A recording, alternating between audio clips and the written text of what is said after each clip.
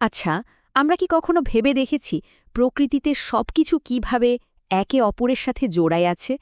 মানে এমন সব অদৃশ্য সুতোর মতো, যেগুলো আমরা হয়তো খালি চোখে দেখিও না, কিন্তু এই সংযোগগুলো যে কতটা জরুরি তা বোঝা যায় যখন এর কোনো একটা ছিঁড়ে যায়। আর তার প্রভাব, ওহ, সেটা কিন্তু অনেক দূর পর্যন্ত গোড়াতে পারে। চলুন আজকের আলোচনাটা একটা অদ্ভুত প্রশ্ন দিয়ে শুরু করি। আচ্ছা, ধানক্ষেতের একরত্বে একটা শামুকের সাথে মানুষের হাড়ের মজবুত হওয়ার কি সম্পর্ক থাকতে পারে? মানে শুনতেই তো কেমন অদ্ভুত লাগছে, তাই না? কিন্তু বিশ্বাস করুন, এই সংযোগটাই হলো প্রকৃতির এক বিশাল ধাঁধার অংশ। আর আজ আমরা সেই ধাঁধারই সমাধান খুঁজব। তো এই ধাঁধার একেবারে কেন্দ্রে আছে একটা বিষয়, যাকে বলা হয় ক্যাসকেড ইভেন্ট, বা সোজা কথায় শৃঙ্খল প্রভাব। ব্যাপারটা কি? আসলে এটা হলো মাটি, গাছপালা, পশু পাখি আর মানুষের মধ্যে যে একটা সম্পর্ক আছে, সেই সম্পর্কের একটা ধারাবাহিক ভাঙন। আর সবচেয়ে ভয়ের ব্যাপার হলো, এটা বছরের পর বছর ধরে একদম নীরবে ঘটতে থাকে। একবার ভাবুন তো, একটা চেনের যদি একটা আংটা দুর্বল হয়ে যায় তাহলে কি হয়? ঠিক তাই, পুরো চেনটাই কিন্তু ছিঁড়ে যাওয়ার ঝুঁকিতে পড়ে যায়। আচ্ছা, তাহলে চলুন একদম গোয়েন্দার মতো করে আমাদের প্রথম কেস ফাইলটা খোলা যাক। কেসটার নাম the case of the missing calcium, বা হারিয়ে যাওয়া ক্যালসিয়ামের রহস্য। এই কেসটা থেকেই আমরা বুঝব ওই যে ছোট্ট একটা শামুকের কথা বললাম, সেটা আমাদের খাবারের চেনে ঠিক কতটা গুরুত্বপূর্ণ একটা ভূমিকা রাখে। প্রথমে দেখি, সবকিছু যখন ঠিকঠাক থাকে তখন এই ক্যালসিয়াম চক্রটা আসলে কিভাবে কাজ করে। দেখুন, শামুকেরা তাদের খোলস বানানোর জন্য ক্যালসিয়াম ব্যবহার করে। তারপর যখন ওরা মরে যায়, তখন ওদের ওই খোলসটা পচে গিয়ে মাটিতে আর জলে ক্যালসিয়ামটা ফিরিয়ে দেয়। আর এই ক্যালসিয়ামটাই গাছপালা, মানে আমাদের ফসল, শুষে নেয়। আর সেখান থেকেই ওটা আমাদের খাবারের মধ্যে চলে আসে। তার মানে শামুকগুলো এখানে অনেকটা ছোট্ট খনিজ ইঞ্জিনিয়ারের মতো কাজ করছে, তাই না? কিন্তু এই সুন্দর নিখুঁত চক্রটা ভেঙে যায় ঠিক তখনই যখন আমরা এর মধ্যে নাক গলাই। আমাদের এই গল্পের ভিলেনটা কে জানেন? রাসায়নিক শামুকনাশক বা মলিস্কিসাইড। যেমন ধরুন কপার সালফেট বা নিক্লোসামাইড। এগুলো ব্যবহার করা হয় শামুক মারার জন্য। কিন্তু সমস্যাটা হলো, এই রাসায়নিকগুলো শুধু শামুককেই মারে না, এরা পুরো ক্যালসিয়ামের চক্রটাকেই একেবারে ভেঙে গুড়িয়ে দেয়। আর এর ফল কি দাঁড়ায়? সত্যি বলতে ফলাফলটা বেশ ভয়ের। গবেষণায় কি দেখা গেছে জানেন? যেসব জমিতে এই শামুকনাশক ব্যবহার করা হয়েছে, সেখানকার মাটি আর ফসলে ক্যালসিয়ামের পরিমাণ প্রায় 15 থেকে 20% কমে গেছে। ভাবা যায়, সোজা কথায় আমাদের খাবারই কম পুষ্টিকর হয়ে যাচ্ছে, আর লম্বা সময়ে এর প্রভাব গিয়ে পড়ছে আমাদের হাড়ের স্বাস্থ্যের ওপর। চলুন এবার আমাদের দ্বিতীয় কেস ফাইলটা খুলি। এই কেসটার নাম হতে পারে পরাগায়নকারী আর দামের রহস্য। এখানে আমরা দেখব কিভাবে মৌমাছির মতো পতঙ্গের বেঁচে থাকা বা না থাকার সাথে আমাদের খাবারের দাম সরাসরি জড়িয়ে আছে। এই সংখ্যাটা একবার দেখুন, ৭৫%। এটা কিন্তু বিশাল একটা সংখ্যা। এর মানে হলো, সারা পৃথিবীতে আমরা যত খাবার উৎপাদন করি তার ৭৫%ই নির্ভর করে মৌমাছি প্রজাপতির মতো পরাগায়নকারীদের উপর। তার মানে এটা কি দাঁড়ালো?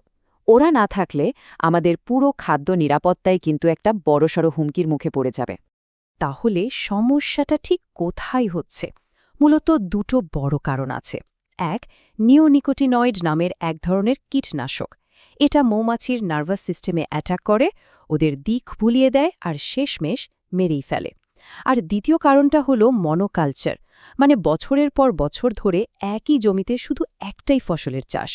এতে যা হয়, মৌমাছিরা ভালো মানের খাবার পায় না, ফলে ওদের রোগ প্রতিরোধ ক্ষমতা কমে যায় আর বংশবৃদ্ধিও ঠিকমতো হয় না। আর এর প্রভাব, সেটা বিশাল।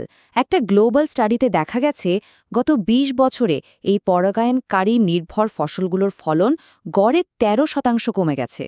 আর ফলন কমার মানে তো শুধু খাবারের অভাব না, এর সরাসরি মানে হলো বাজারে ভালো ফল, ভালো সবজির দাম হু হু করে বেড়ে যাওয়া।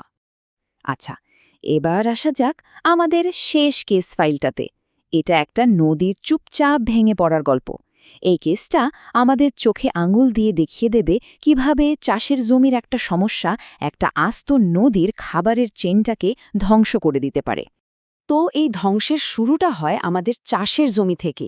জমিতে যে সার আর কীটনাশক দেওয়া হয় সেগুলো বৃষ্টির জলে ধুয়ে সোজা গিয়ে মেশে নদীতে। এর ফলে যেটা হয় তাকে বলে ইউট্রোফিকেশন, মানে জলে অতিরিক্ত পুষ্টির কারণে শ্যাওলা বা অ্যালগির বিস্ফোরণ ঘটে আর জলের অক্সিজেন সব শেষ হয়ে যায়। ফলাফল, অক্সিজেনের অভাবে জলের পোকাগুলো মারা যায়, আর পোকা না থাকলে মাছের পোনারা খাবে কি? ওদের প্রধান খাবারটাই তো শেষ। ব্যাস, এভাবেই পুরো ফুড চেনটা ভেঙে পড়ে। আর এর একটা ভয়ানক চিত্র কিন্তু আমাদের বাংলাদেশেই এক গবেষণায় উঠে এসেছে। দেখা গেছে যেখানে জলের পোকার সংখ্যা 60% কমে গেছে, সেখানে মাত্র 5 বছরের মধ্যে মাছের পরিমাণ 45%-এরও বেশি কমে গেছে। ভাবুন একবার, এই যে চারটা দেখছেন, এটা সেই বিশাল ক্ষতিরই একটা প্রমাণ। আর এই যে পরিবেশের ক্ষতি হলো, এ ধাক্কাটা কিন্তু সরাসরি এসে লাগে সাধারণ মানুষের ওপর। গ্রামের মানুষেরা যারা কম দামে প্রোটিনের জন্য ছোট মাছের ওপর ভরসা করেন, তারা একটা বড় সড় সংকটে পড়েন। একেই বলে প্রোটিনের নিরাপত্তাহীনতা। প্রকৃতির একটা ছোট্ট চেন ভেঙে গেলে তার ফল যে কতটা মারাত্মক হতে পারে, এটা তার জলজ্জান্ত উদাহরণ। এখন প্রশ্ন আসতে পারে, বিজ্ঞানীরা এইসব নীরব ধ্বংসযজ্ঞের কথা জানতে পারেন কিভাবে? চলুন এবার তাদের ডিটেকটিভ টুল কিটটা একটু ঘেঁটে দেখা যাক। মানে যে সরঞ্জামগুলো দিয়ে তারা প্রকৃতির দেওয়া আগাম সতর্ক সংকেতগুলো ধরতে পারেন। মজার ব্যাপার হলো, প্রকৃতির নিজেরই কিছু জীবন্ত সেন্সর আছে। এদেরকে বলা হয় সেন্টিনেল স্পিসিস বা সোজা বাংলায় প্রহরী প্রজাতি। যেমন ধরুন কেঁচো। মাটিতে কেঁচোর সংখ্যা দেখেই মাটির স্বাস্থ্য কেমন তা বোঝা যায়। আবার মেফ্লাই নামের পোকা থাকলে বোঝা যায় জলটা বেশ পরিষ্কার। আর মৌমাছি বা প্রজাপতি কমে যাওয়া মানেই হল কীটনাশকের ব্যবহার হয়তো বেড়ে গেছে, এটা একটা বড় সতর্কবার্তা। শুধু তাই নয়, বিজ্ঞানীরা আরও কিছু হাইটেক কৌশলও ব্যবহার করেন। যেমন ধরুন স্টেবল আইসোটোপ অ্যানালাইসিস। এটা দিয়ে দূষণকারী পদার্থগুলো কোথা থেকে কোথায় যাচ্ছে তার পথটা খুঁজে বের করা হয়। আবার রিমোট সেন্সিং বা ড্রোন ম্যাপিং দিয়ে সময়ের সাথে সাথে পরিবেশের কি পরিবর্তন হচ্ছে সেটার ওপর নজর রাখা হয়। এমনকি সাধারণ মানুষও কিন্তু সিটিজেন সায়েন্সের মাধ্যমে তথ্য দিয়ে এই কাজে সাহায্য করতে পারে। তো আমরা সমস্যাগুলো দেখলাম, কিভাবে সেগুলো ধরা পড়ে সেটাও জানলাম। এবার চলুন সবচেয়ে জরুরি প্রশ্নটার দিকে যাই। এই যে চেনগুলো ভেঙে গেছে, এগুলোকে আবার জোড়া লাগানো যাবে কিভাবে? আর এর সমাধান কিন্তু প্রকৃতির বিরুদ্ধে গিয়ে নয়, বরং প্রকৃতির হাত ধরেই করতে হবে। এই সমস্যা থেকে বেরোনোর সবচেয়ে ভালো উপায় হল প্রকৃতিভিত্তিক সমাধানগুলো খুঁজে বের করা। তাহলে ঠিক কি করা যেতে পারে? দেখুন, বেশ কিছু কার্যকর উপায় কিন্তু আছে। যেমন পরিবেশের ক্ষতি না করে কীটপতঙ্গ নিয়ন্ত্রণ করা, পরাগায়নকারীদের জন্য ফুলের বাগান বা গাছপালা দিয়ে একটা করিডর তৈরি করে দেওয়া, ধান খেতে মাছ চাষের মতো সমন্বিত ব্যবস্থা চালু করা, আবার নদীর ধারে গাছ লাগিয়ে একটা বাফার জোন তৈরি করা যাতে দূষণ সরাসরি জলে না মেশে। এই প্রত্যেকটা ছোট ছোট পদক্ষেপই কিন্তু ওই ভাঙা চেনগুলোকে আবার জোড়া লাগাতে পারে।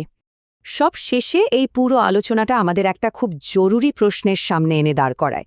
প্রকৃতির এমন হাজারো অদৃশ্য সংযোগের মধ্যে কোনটাকে রক্ষা করার জন্য আমরা এরপরে এক হব?